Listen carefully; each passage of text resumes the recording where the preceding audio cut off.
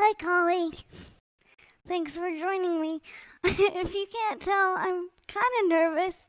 I mean, I know I've done a lot of streams before. Oh my goodness! Thank you. I don't even know what to say. I was just saying how nervous I was. But thank you so much. Thank you. Thank you. Hi, everyone. Oh, thank you. So this is my new form. It took a long time to get here, and that's kind of what I want this quote debut stream to be, is more about the journey I had to go on to get here. Thank you. So yeah, I know that a lot of VTubers have debuts and a lot of VTubers get 2D and 3D models, but I learned that not a lot of VTubers have the kind of requests for their models that this little Tiefy had. And one of the big things was, as a VTuber with a disability, I wanted to be able to represent that disability in my model, but also in a fantasy sense, you know, because I am a D&D tiefling, I am a mage, and so the fact is that my arcane disc that you now see me sitting on and has been represented in some of the art that I have shown on Twitter, that was a big thing that I wanted to have represented in my model because,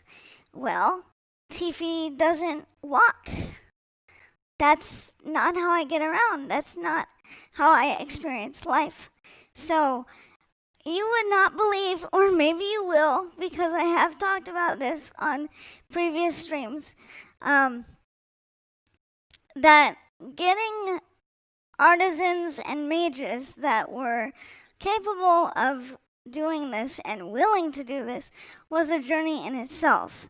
Believe it or not, I started trying to find people to build a 2 and 3D model. That started back in the summer. And I must have messaged 10 or 20 or more people. Hey, Cherry. Hey. So I must have messaged a bunch of people saying, okay, so here's what I want. Thank you. Thank you for the follow. So it was a really big journey to even get them to kind of listen to what I wanted, because a lot of the people that I talked to initially said, well, we don't know how to do that for you. Like, we would have to build your model like we build everyone else's. And then we would somehow have to make it so that you can sit. And every person that I messaged initially in the summertime said, well, we don't know how to make your model sit and do all these things. And that was when I realized that having a character sit was apparently a very new and difficult thing to ask. And so that just made me even more commit to having this model be the way that I wanted it to be. Thank you.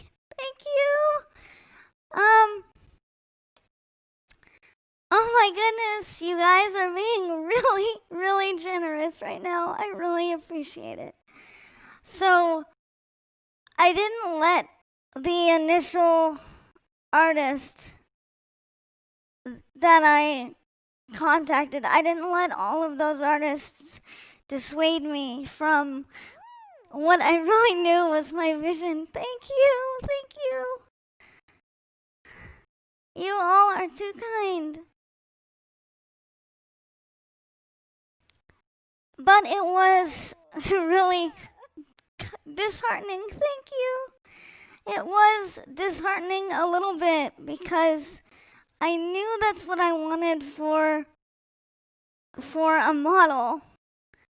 But at the same time, I started thinking to myself, Goddess, is this even possible? Can I even find anyone who's willing to build these things for me? And so there was a time period, like shortly after I got on Twitter, where I still hadn't found anyone to build my 3D model, which is actually what I was going to start with. And I see that redeem there, so I'm going to go ahead and do one. Yay! So, oh my goodness, and we got another one. So I'm going to do that redeem too. Yeah! So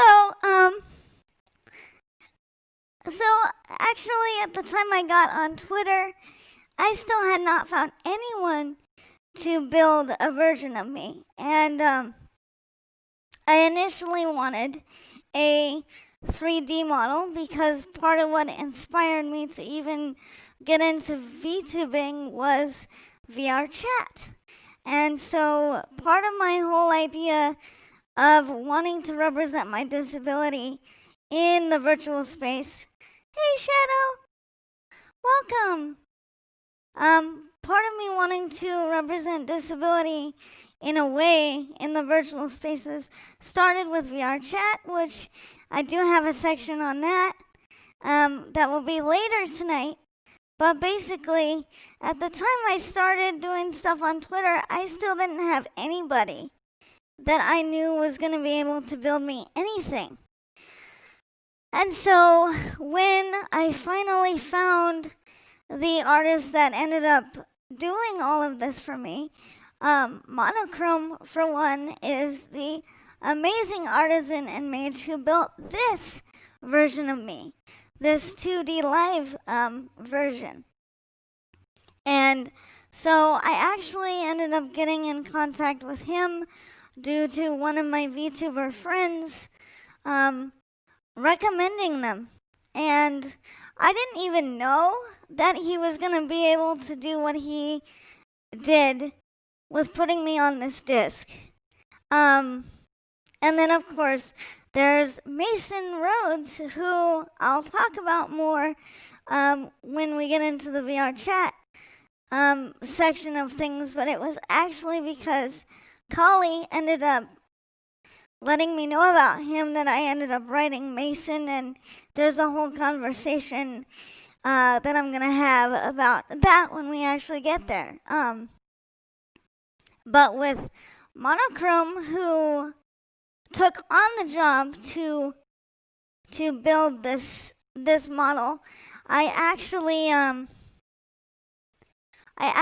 ended up asking both of my artisan mages to answer some interviewee type questions for me for this, because I really wanted this debut in a way to not be so much about me, but more so about the work that they did for me, because it was amazing. And not only that, but literally without their talents and their time, I would not be here. Or if I was here still, I would have had to compromise. I would have had to maybe have a model that didn't show me writing on my disc, that didn't represent me authentically.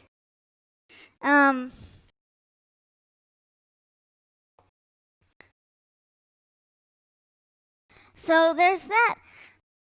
Hello everybody.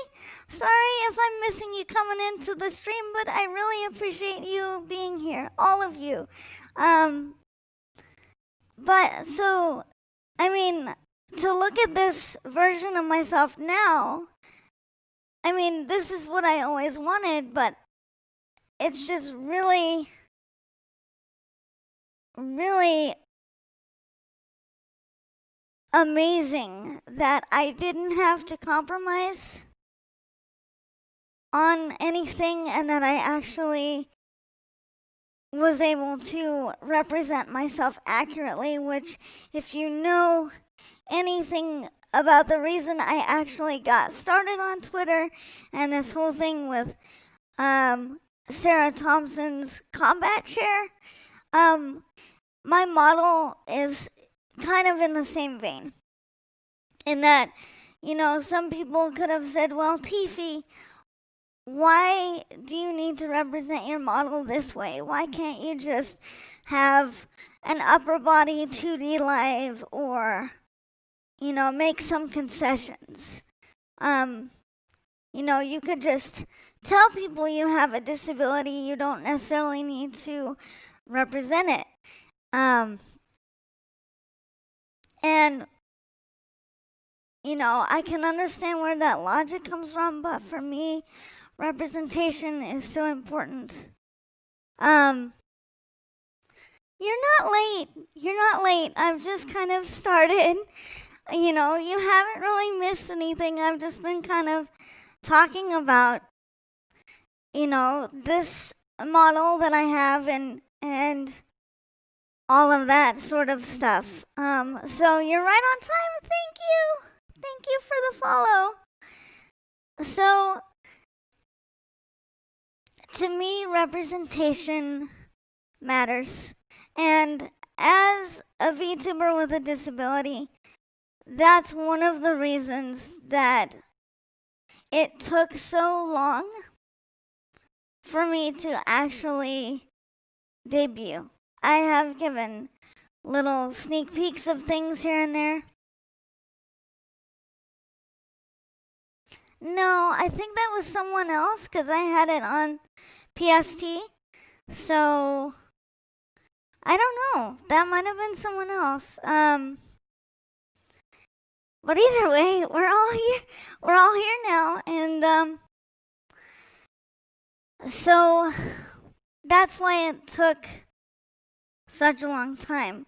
But if you know anything about me from having hung out on Twitter with me since I started back in August or on some of my other streams, you kind of know that disability and disability representation are a big deal, and that it's disability in culture and disability in all different ways. It's that kind of thing that I want to talk about more, and hopefully now that I've had this debut and can say that I've overcome this milestone, maybe I can actually finally get to creating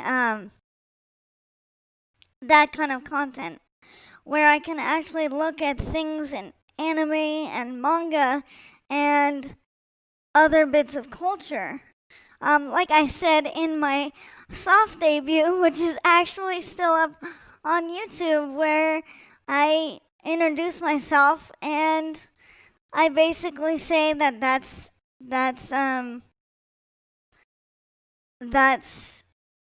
what I'm here for. And so, as much as there's been a part of me that's felt like, well, I should have done more content along those lines.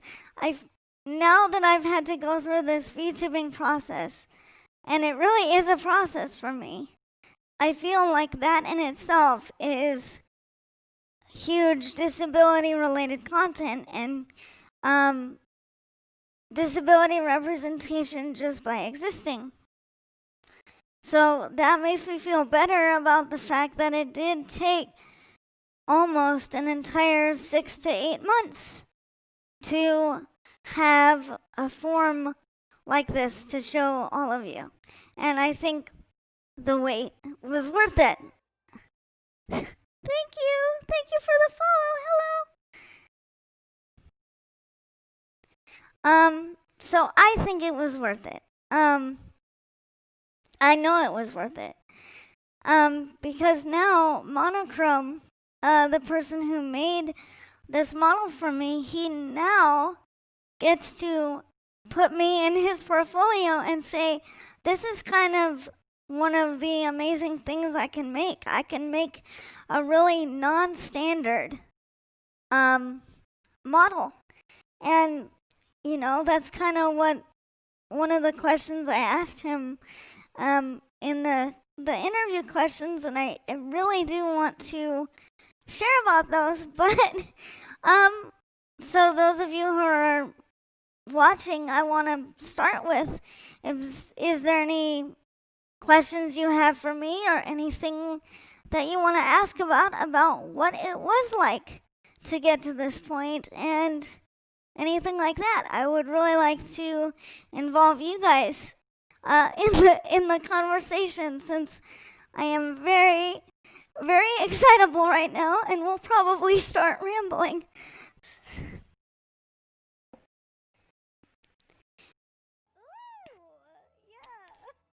Thank you. Thank you so much.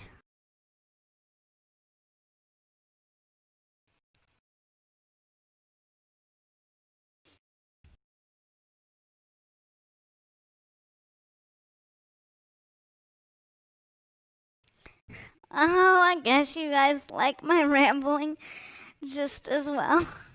So, yeah, I mean, I'll be honest with you.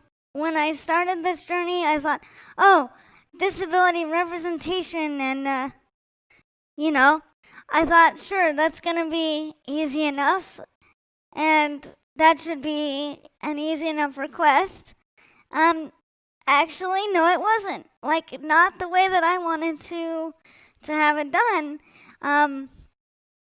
That really surprised me. But in a way, like I said, that's what motivated me to say, no, there's got to be some mage, some artisan out there who can make this happen. Thank you. And I was really lucky that I found Monochrome, and that, he was willing to work with me on this. And it just kind of shows me how important it is to be stubborn when it comes to this stuff, because it just really underlines how easy it is for some people to just say, nah, okay, I don't, if it's gonna be that much work or that much time and money and effort, no, I'll just go and be like everyone else. And that'll be the end of it, because I don't want to go through the months of trying to interview people and being very immovable about what I want. Let me catch up on Aurora typing me something here. Of all the ways you could have chosen to represent your disability and such, what made you choose a spinny disc? Just because it's cool? Which it totally is. No, actually, I mean, it is cool. It is cool. And, that was one of the reasons. And yes, it's also because I'm a mage. But one of but that's not like the biggest reason. The biggest reason is, well, because when I started playing D&D 5e a couple of years ago, my very first character, my mother actually, I wanted to represent disability even then. So this disc is actually, as I've mentioned in previous casts, this is a kind of family heirloom. This is technically, my mother's magical disc, something that was developed in order for her to go on adventures and for her to have the mobility and the capability that she needed to have to go on adventures was an arcane disc. It was an arcane assistive device. So in terms of me being me, that was the reason. It was not only because it's cool and it's because it's something a mage can do and it's using magic as accessibility, but because my mother used it before me. And so it was one of those things where I knew it had to be this. And it just so happened that it was cool and it fit with Dungeons and Dragons aesthetic. And, on that note, I would love to be able to talk about how this relates to that whole thing with Mustang's art and the combat chair, because at the time that all this concept art for me was being developed, that was at the same time that Mustang's art came out with her combat chair for the D&D and tabletop roleplay communities, and they flipped out. And they said, we can't believe you've done this. We can't believe you've made a magic item and you've made it be a wheelchair, because goddess forbid we represent that in any fantastical way. And so I just find it interesting that they had that reaction to this, but then, I'm over here, like Kali says, it's kind of like a modified version of Tensor's disc, which it is. It's a version that allows me to sit on it and move it wherever I will it to go, versus having this constraint that it can't be used as a mount. So yes, technically, I'm using Tensor's disc as a mount, and that was actually, it is pretty clever.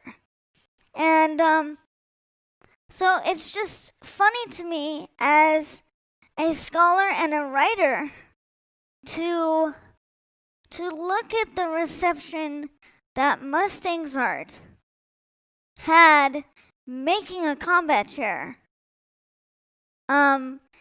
because it motivated me to make a video on that, my reaction to the combat chair.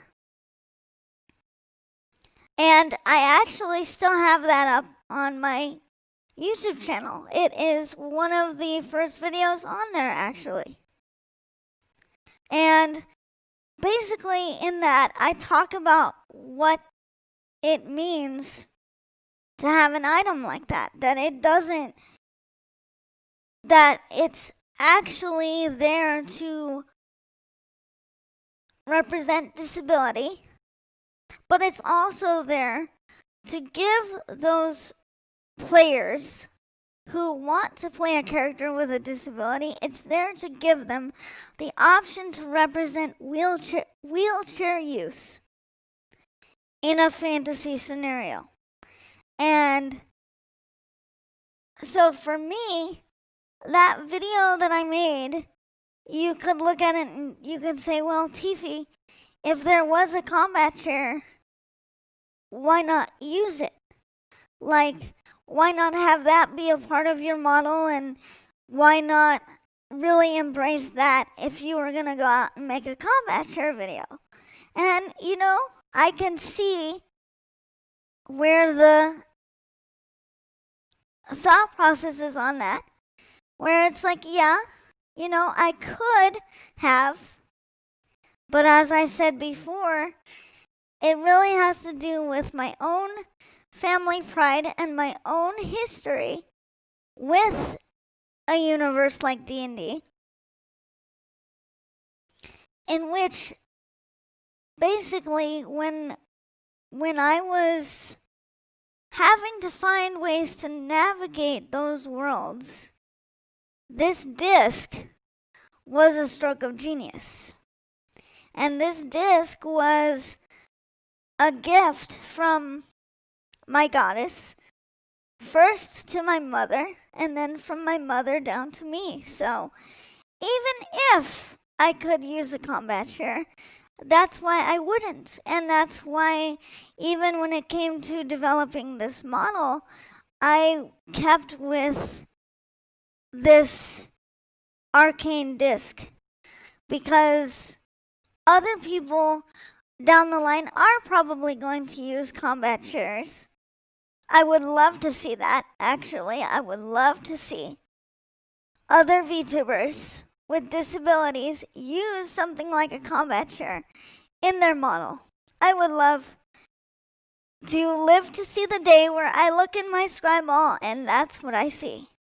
But for me, it was important to represent it this way because of my connection to it and because it just shows that I am from an era in my world before the combat chair, before we had even an answer to what could be done about disability in fantasy or disability and adventuring.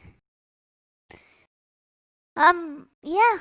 So that's why I've been stubbornly insisting on all of this for the many months that it's been in the works. And Monochrome didn't have to work for as long on the model he made for me, on the major image he made for me, but it was still a lot for him to do. And let me catch up on some comments here. So there's one that says, "That's the most interesting piece of lore I've ever heard." Thanks. I've been told that my lore is very interesting, which is also one of the reasons that I am planning to start writing some more this year and actually having a pen name in order to do it so that I can create some of my lore into your world so that you can physically enjoy it. Because I have had so many people tell me it's interesting. And I will catch up on that in a second. I am going to hydrate very quickly here.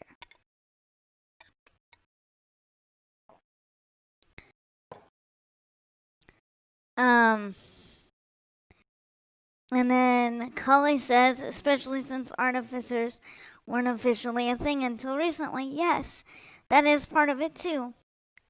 That, that kind of magic and that kind of tinkering magic and the way that those people bring their magic into the world, because that was new and it still is new. That's kind of even more reason why I like my kind of magical interpretation, because it is kind of like an archaeological record or, a cultural record of sorts about what was here before.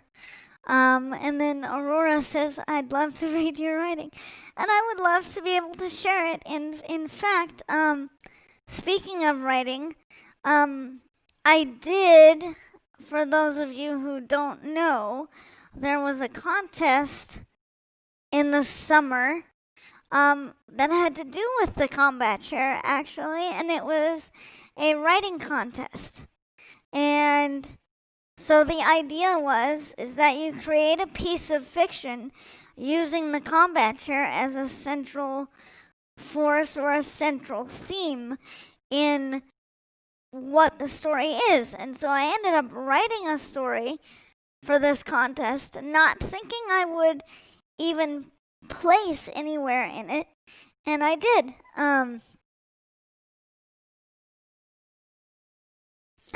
But lo and behold, I did. My story placed in that competition. I actually won, which was amazing. I had never won anything before.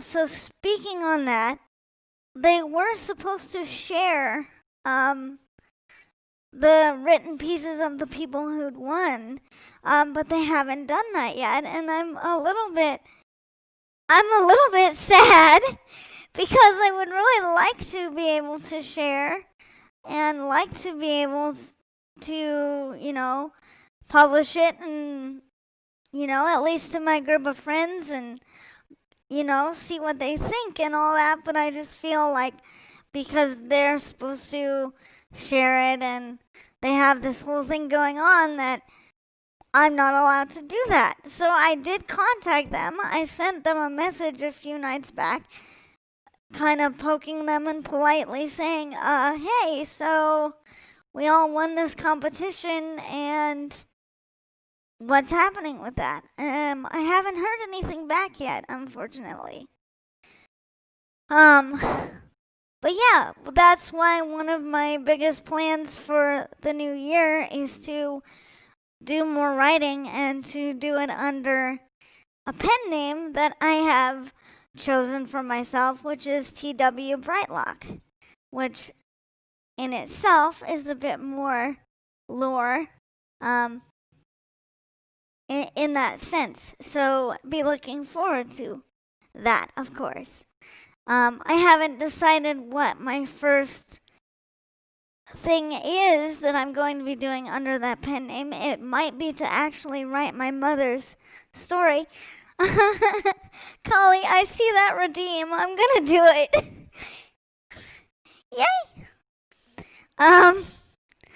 So it might actually be to start with my mother's story, which is probably going to turn into quite the big-sized tome, but that's okay.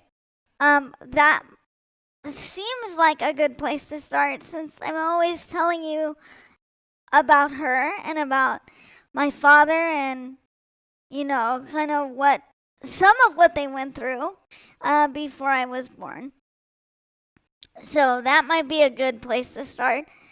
I may even start with some other, short stories because way back when on Twitter, I also said that I had been working on sort of a romantic idea about, a date that Cully and I had gone on. And so who knows? I might also finish working on that since I did start writing something like that. Yeah, so this year, that's kind of my goal, is to continue being someone who is disability focused, and especially with VTubers and disabilities and things like that. Hello. So, that's one of my goals. My goals, like I said, also is to look at disability in culture, because it still is very underrepresented, and a lot of disability themes and a lot of what it's like to live with a disability, many other people don't want to talk about it. So I figure if I'm brave enough to do so, then why not?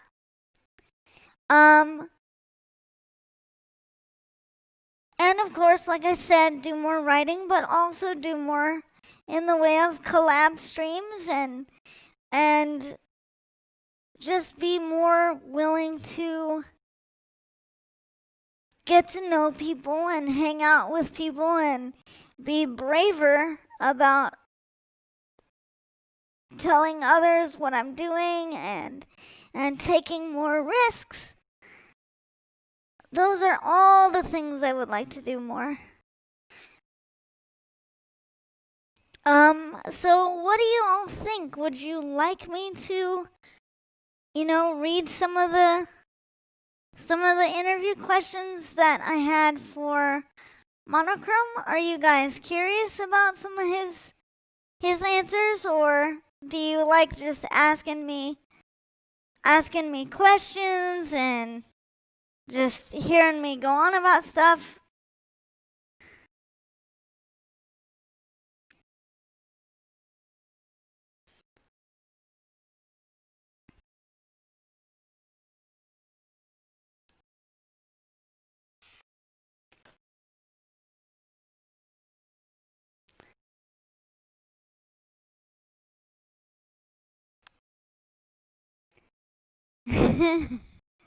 Colleen, I know you like asking me questions. I love that you ask me questions. It helps. It helps, because then otherwise sometimes I might be like, I don't know what to say. Like, what am I supposed to do now? Okay, so here's what I'm gonna do. I'm gonna talk about some of those interview questions, but if you guys ask me questions in the meantime, I can, stop and kind of answer them and then get back to some of these interview questions. So I think that's what I'll do, and I'll just do my best to keep an eye on chat while I'm doing so. So one of the first questions, and these questions are going to be pretty much identical for both of the artisans who worked with me, but I'm going to start with Mono's answers. So my first question to him was something like, what were you most apprehensive about, or what were you most nervous about when it came to what I asked you to do for this model? And his answer was, when first approached about the model, I was a little apprehensive. I hadn't done a full body model before, or one with such a complex prop like a spinning disc. Now, what's interesting about that is that when I initially contacted him and I said, okay, so here's the situation. I've talked with many artists about what I need in a 2D model, and none of them are able to do it. I would like to tell you more about it, but it's complicated, so please let me know if you want more information before I just kind of, dump it on you. And so then he writes back and he says, well, what do you mean by unique? What do you mean by difficult? I want to hear more. So I said, well, okay, so this is the deal. Like, I don't use my legs. My model doesn't use her legs. She uses a disc. And so I need this model to be able to sit on it and, be represented on it. And without even saying whether I was going to go with him or not for the job, after sending him a few bits of concept art, he turned around and within like an hour or two gave me a little preview of something, and he said, I could do something like this. And there it was. It was, not the disc that you see in front of you right now, but it was a spinning, glowing item. And I said, whoa. I said, nobody's even attempted to even do that for me. They all said no. So that's when I knew Mono was the one. I didn't even know that they were concerned about their ability to do that. They did not even let on that that was a concern for them. But he says, your project sounded cool and I wanted to try my best to make it for you. And sure, if you want to follow them on social media, I can have their link posted in chat for you. Kali, if you want to go ahead and do that, if it's not already going to do it by itself, that would be lovely.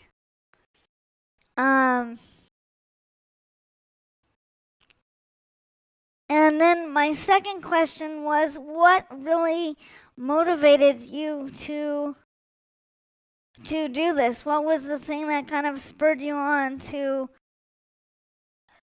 go through with working on this for me? And they say my main motivation was to be the one willing to do it, since you said other artists had turned you down, and the idea down due to its complexity. I didn't want to be another person to send you to find another artist, and I wanted to try to make something satisfactory and impressive, as well as use it to help learn more techniques in Live 2D. So I'm glad you let me use your commission as a test. And that's what I think is the most awesome. That's one of the things that makes Monochrome amazing to me. Not just their skill, but the fact that they would have a response like that. That instead of being intimidated by the challenge, they were like, heck yes, I want to do this because it's going to challenge me. And it's going to give me a reason to test out these new capabilities, which is kind of how we even have accessibility and assistive technology to begin with, really.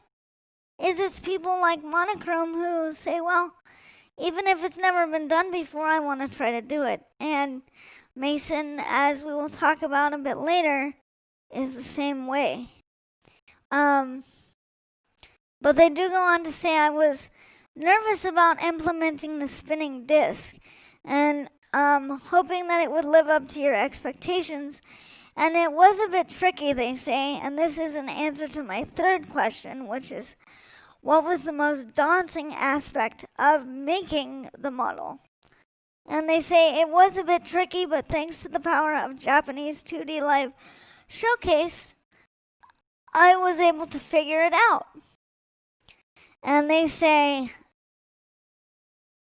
furthermore, when I asked them, well, what is the most rewarding part of this? They say it was for me learning new skills as well as being able to help represent a character with a disability in a cool, creative way. And of course, I ended up asking them as one of my interview questions, how much time did it take to make this? And one of the reasons that I wanted to ask that and share that here was because I want people to know how much time it really does take to make a model, and also to make a model like this. And Mono says it easily took over 25 hours. I lost count after that, honestly. LOL is what they say. But it really is true because, since I'm not that kind of mage, I don't know how much time and effort really went into it, but being a creative myself, I do know that it must have been a lot. And so that's also a big reason why I want to make them both a centerpiece to my debut in a way, because as I said in the beginning, I literally would not be here without them,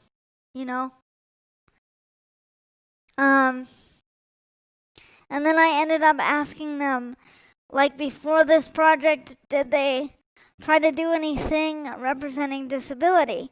And Mono says that his biggest representation attempt prior to this was creating his own manga and webcomic. And he says that he hasn't posted pages anywhere because, he wants to make sure they're perfect, but also, he's still kind of working on it. And he is going to have a character in it with sensory processing disorder, which Mono actually has some experience with in some way. So he he is really passionate about doing that. And he wants to be able to build this story so that it's not really something that you grow out of. And he says that there seems to be a lot of things out there with that disorder in it where they grow out of it or it's only in children. So he says, I'm really interested in showing people that it's not just kids who have these disorders, and it's not just something that, it just goes away, or it just ceases to be after a while, which even with physical disabilities in manga and anime, there's a habit of doing that too, where like a physical disability will be present and then it won't be. Like they'll just get rid of it. Hello, Destin. Hello. Good to see you. I was hoping you would show up and hang out with me a little bit since it's been a while.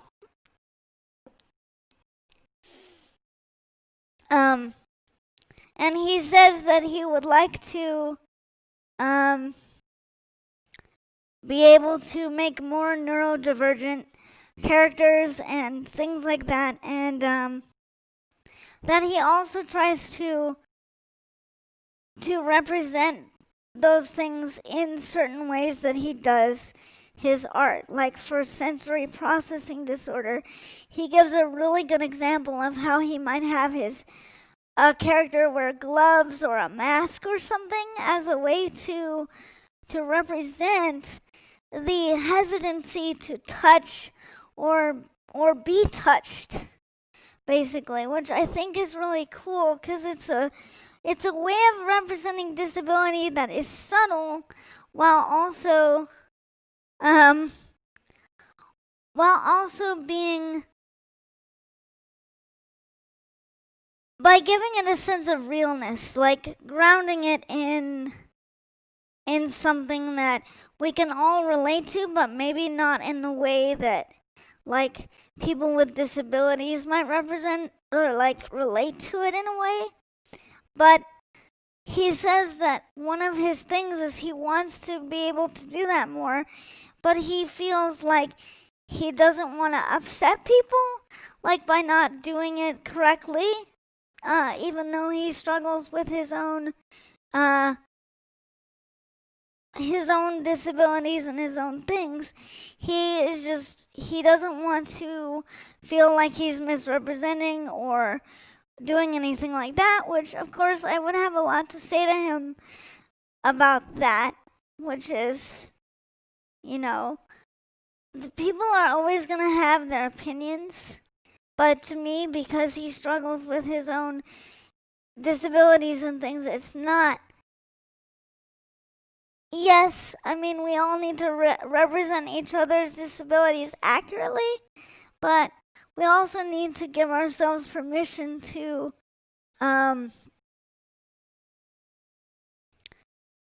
create and be an outlet and be a voice and be representation for these disabilities, because there are a lot of people without disabilities who also will write characters with disabilities and stuff, and that's where we get a lot of the inaccurate representation, to be honest with you, is able-bodied people or non-disabled people doing disabled characters. And so even though I understand where Mono is coming from, it's also like, well, but if people without these conditions can write about us, then I think it's even more important that we write about us.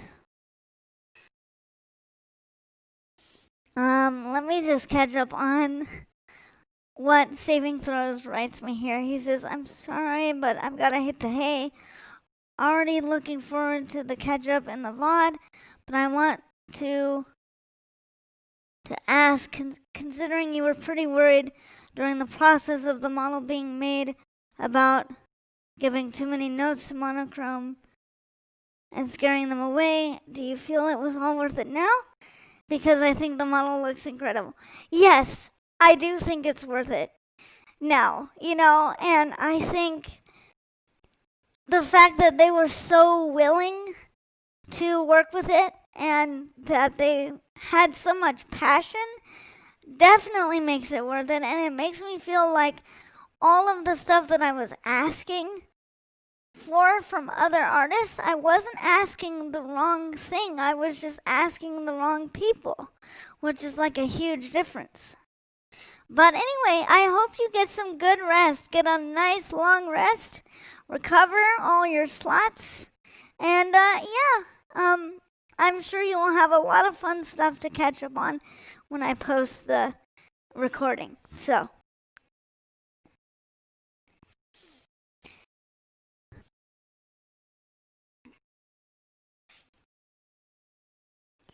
And then so one of my other questions to him was, how did working on a model like this open your eyes to representations of disability? And to sort of paraphrase, they say, working on this project opened my eyes to a more sort of fantasy method of representing disabilities. And so he says, I've always leaned more toward the cool artificial limbs, prosthetics, automail, cybernetics, and more sci-fi techy means of empowered or representing characters with physical disabilities. I would have never thought to go a fantasy route with like sitting on a cool spinning disc or more fantastical things like creatures instead of wheelchairs or something like that. And he says there's an entire avenue of fantasy that I never even thought to explore in that regard. And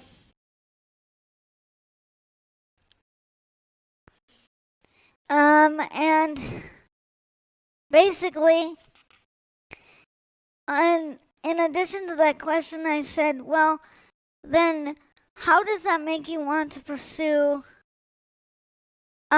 doing more things with representing people with disabilities in the future? And they said that they are really interested in creating characters that are LGBTQ and have disabilities and are different in a lot of ways. And but they say that they want to be able to do that legitimately, and that sometimes they feel like their sensory processing disorder is not like a real disability, along with the other things that they're kind of struggling with, and so they don't feel like they have the right to contribute. But as I said, I would have a lot to lovingly disagree with them on when it comes to that. But they do say that they want to see characters with disabilities being treated like more than just the token disability character, much like, the idea of a token gay character or, the token minority character, and I basically agree with them. I agree that really we should be treating disability themes and themes of other demographics as not niche, but as simply part of diversity and what exists in the world, period. Like, we should just be wanting to include them because they exist. They're out in the world. They deserve representation. And so I think that's a really interesting point that Mono brings up, is that we do need more representation, but it should be natural. We should strive for natural representation of characters of differing orientations or having different disabilities or different ways of processing or different ways of being in a relationship. We should be striving to represent those in a natural, holistic way, as opposed to just having this idea out in culture that, you just added them in because you need to have somebody from that demographic or you need to make this kind of statement. It's like, yes, we do need that. But we also need to be able to incorporate these different ways of being in a way that just doesn't come off as like forced, you know?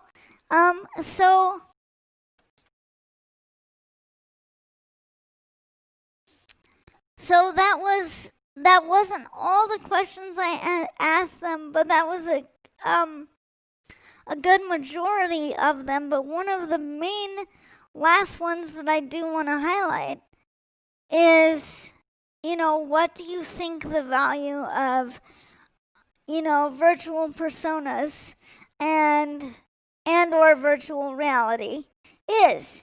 And their answer is, for them personally, using a VTuber model helps me be comfortable with socializing. I can have an avatar to convey my various facial expressions without having to put my actual face out there and risk being bullied, tormented, and anything else like that, because they did kind of, struggle with that, but I didn't want to, to get into that too much here. But they basically say that, virtual reality is super cool and virtual personas is super cool for that reason, because it does allow you to sort of mitigate some of those disabilities that you might have otherwise, that being just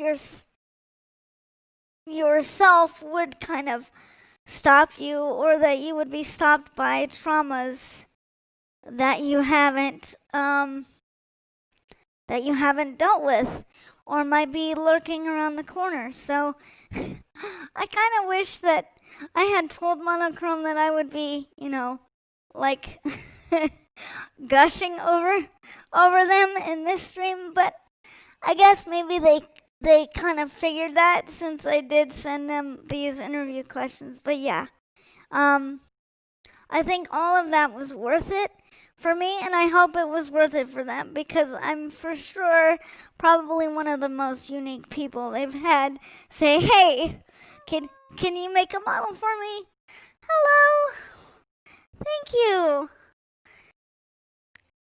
So I definitely know it was worth it. I think that they are absolutely amazing, and who knows, maybe I will find some more ways to collaborate with them this year. And it might result in some more disability related content, which would be fun. I'm really looking forward to that. I really am. I mean, that's kind of my jam, so yay. And Collie says, how are you liking your 2D model versus your pit crew version? Well, my pit crew version had some charm to it, obviously. It's kind of where I started out. But, this 2DLive version is, of course, more fun, because I get to wave and I get to, I get to have more movement and go like this. And you get to see more than the upper half of my body. And it's really amazing. Like, I'm always gonna love that pit crew version of myself, because that's where it all started out. So that's always gonna be kind of hold a special place in my little Tiefy heart. But I think this is just as cute. I think this is just as amazing. And I think it just goes to show how much I've grown, which was kind of another thing that I really wanted to do as part of my journey as a VTuber. Not just as a VTuber with a disability, but as a VTuber in general, to say, well, what is it actually like? There are so many VTubers that just kind of pop on the scene and they're like, hey, I'm already in this really cool model. I'm already in this really cool representation of myself. And I just really wanted to be like, well, but is it really like that? And the answer is, of course, no. It's not like that. You don't just become. And I've seen some people argue on Twitter that, maybe you should wait to debut or even be active on Twitter. You should wait until you have your model, and you should wait until this and that is perfect. And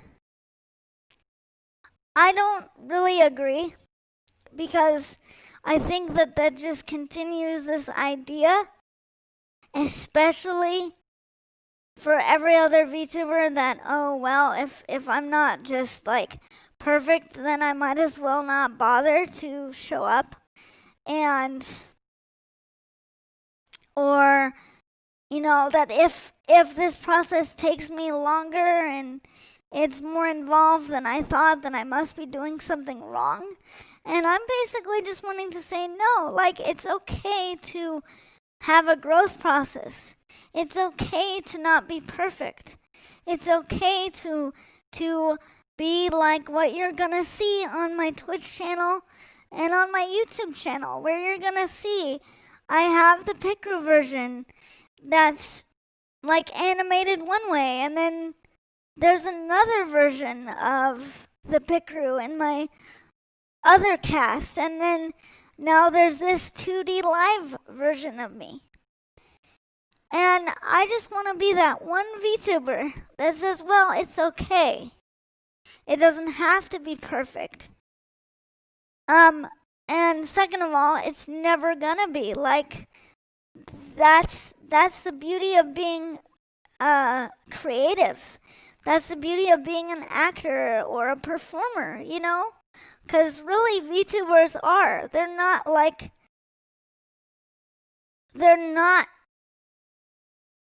what you see is what you get, and they'll always be that way. I like the idea that, like other artists, VTubers get to evolve. They get to hone their craft instead of this expectation that, well, your craft shouldn't need to be honed. You should already be perfect. Well, I'm sorry, but that doesn't exist. And how is anyone supposed to get any better if they're worried about not being perfect? And Kali says, kind of like reading the manga version of Gravitation. The art evolves through the volumes.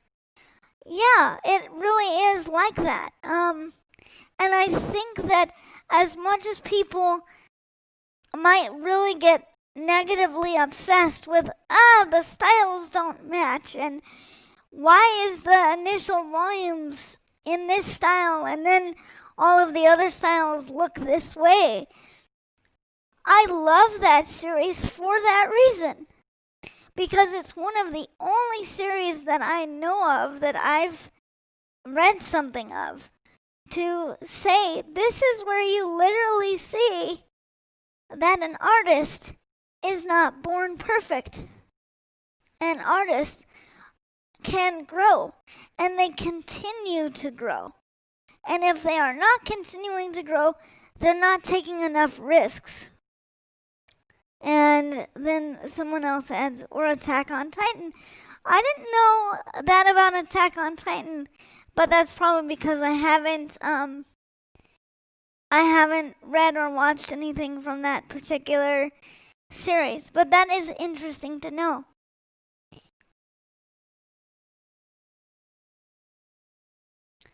A little hydration break here again, really quickly.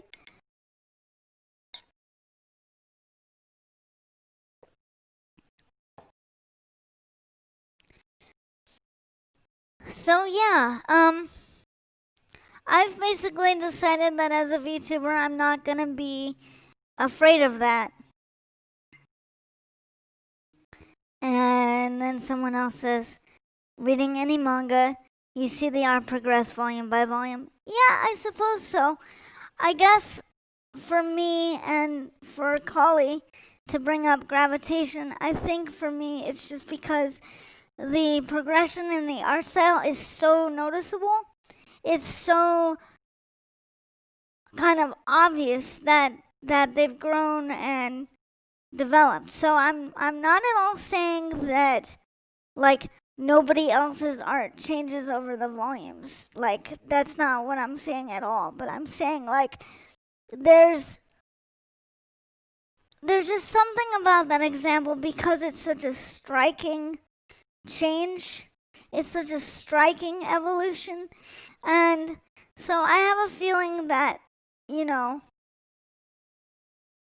that kind of this whole thing with my models and with VTubers in general is kind of the same thing. That people are kind of afraid in some ways. It feels like, to me anyway, it feels like sometimes people are afraid of having progression or having things change or debuting at a state where then they might change later, you know, and this could just be me, and if it is me, well then it's me. But what I've noticed is because there seems to be an emphasis on like you need to have all your ducks in a row when you debut, and you need to have this and be this kind of way when you stream. I guess that it's, to me, it's just given me this feeling of maybe there are some people out there who don't feel like they have the permission to evolve, to show that they're a work in progress. I don't know. Maybe that could just be me and maybe the part of Twitter that I'm looking at, but that's kind of the reason why I'm okay with being the princess of imperfection in a way. Because even with my disabilities, which already make me like, to some people's definitions and to some people in my kingdom, some other tieflings would say, well, because I even have disabilities, I'm not perfect. I'm imperfect. I'm already like not ideal, right? So I guess that's why I really kind of patron this idea that perhaps perfectionism and reaching a final state is not like the ultimate goal, or like not what you should strive for if it's going to stop you from creating content and being available and making friends and doing stuff like that in the meantime.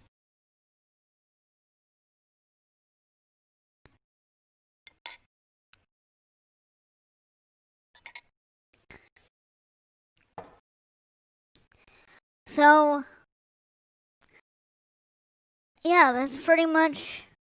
And I know as far as debuts go, I'm pretty sure that this is not this is not standard at all, you know? But that's okay because I'm atypical and I'm okay with that.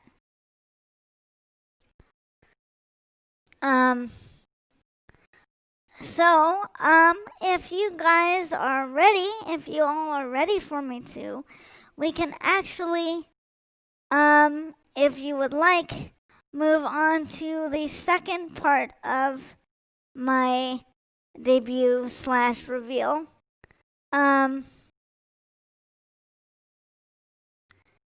We can do that. It is going to take me a little hot minute to switch over, but I think we can do that now since I had a chance to go over some of the interview questions and things like that, and had some time to show off a little bit. And part 2 is showing you my VR chat model, which is actually the first model that I started getting work on. And so it was kind of planned to be a double reveal day. So Yeah, it is going to be very cool. It's going to take me a minute to switch over and get everything set up for that. But I am going to, if you guys would like, I can go ahead and start doing that right now. So what that means is I'm going to put on what I need to put on to begin the transition. So you guys will see a screen. You guys will see a screen come up, and then hopefully, if I've gotten this all working right, the next time I come back, you'll see that I'm in a different zone. But now I gotta focus on working that high level magic because now I gotta get into a simulacrum, not just a major image.